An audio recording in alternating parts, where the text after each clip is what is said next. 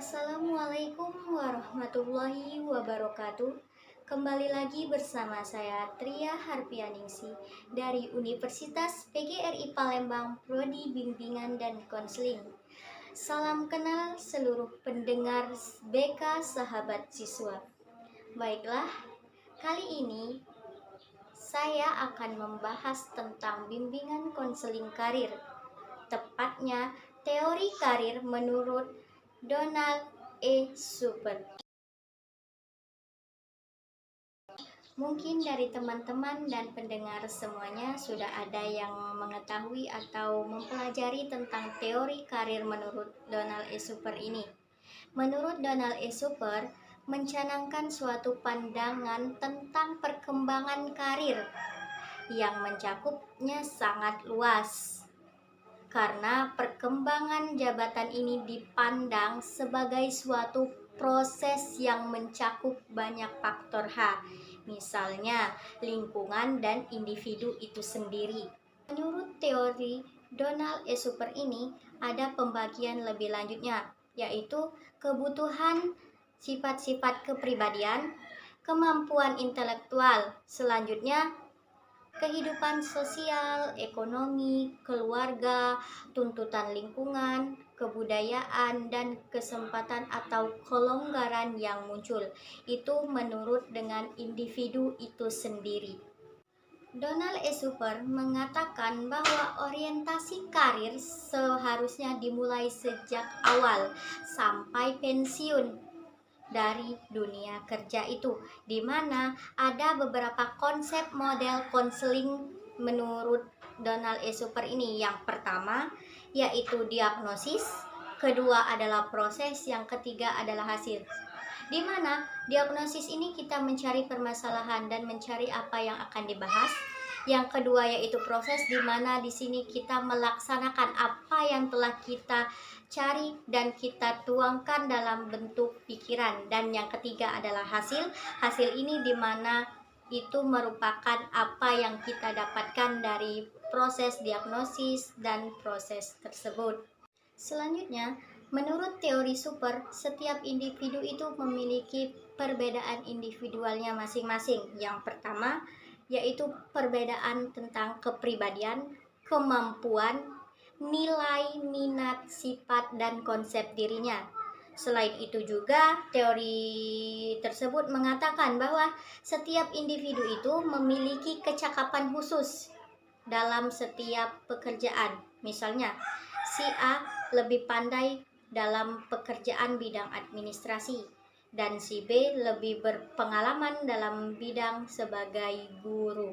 Itu memiliki kecakapan yang berbeda dalam setiap individu. Yang ketiga, adanya perbedaan tentang karakteristik kepribadiannya. Karakteristik membutuhkan pola-pola karakteristik yang berbeda, itu pasti ada dalam setiap individu.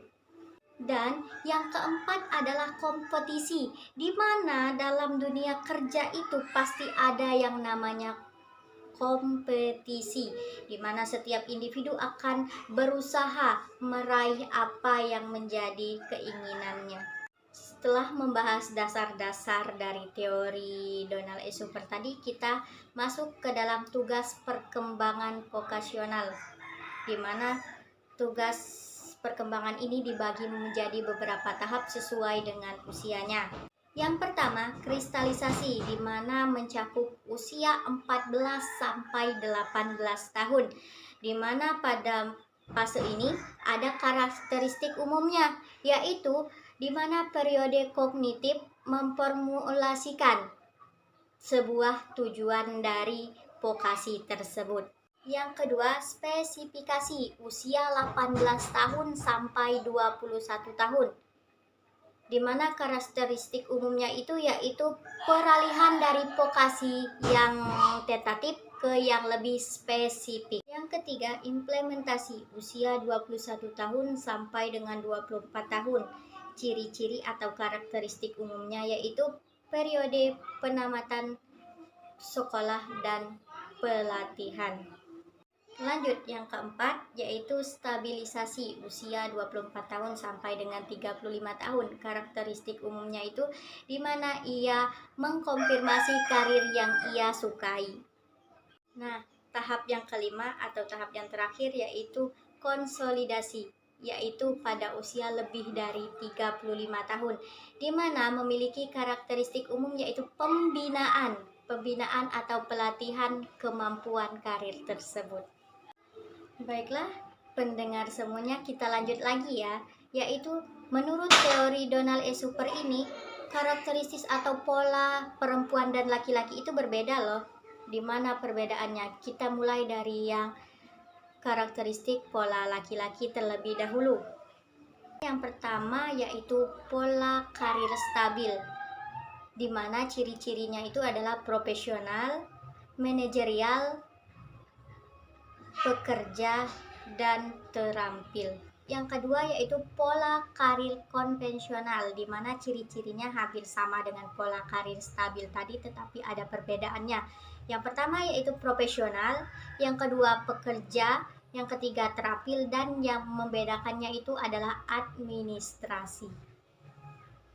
Yang ketiga yaitu pola karir tidak stabil, ciri-cirinya yaitu pekerja semi terampil. Yang ketiga yaitu pekerja administrasi, pekerja domestik. Nah, pola yang keempat yaitu pola jamak, di mana memiliki klasifikasi yaitu pekerja domestik dan pekerja semi terampil. Kita lanjut ke pola menurut perempuannya dari teori karir menurut Donald E. Super ini. Yang pertama yaitu pola karir ibu rumah tangga stabil, di mana memiliki klasifikasinya yaitu menikah sebelum memiliki pengalaman pekerjaan yang signifikan. Yang kedua yaitu pola karir konvensional, ciri-cirinya yaitu memasuki pola kerja setelah pelatihan, tetapi hanya untuk mengisi waktu luang.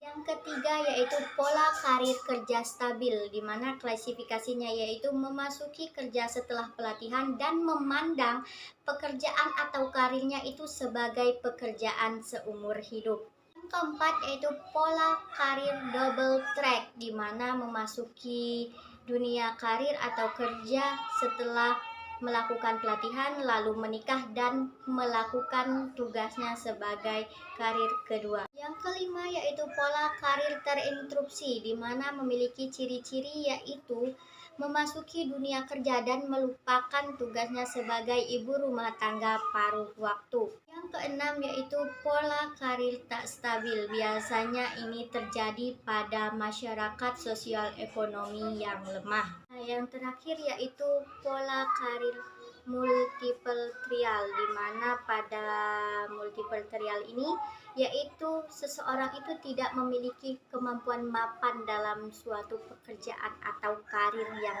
ia geluti. Setelah mendengarkan penjelasan tentang teori Donald E. Super tadi, terdapat juga kelebihan dan kekurangan dari teori Donald E. Super ini. Kelebihannya itu yang pertama, keputusan yang diambil dari karir tersebut merupakan keputusan yang telah tersusun dari sebelumnya, yaitu mencangkup tentang konsep diri.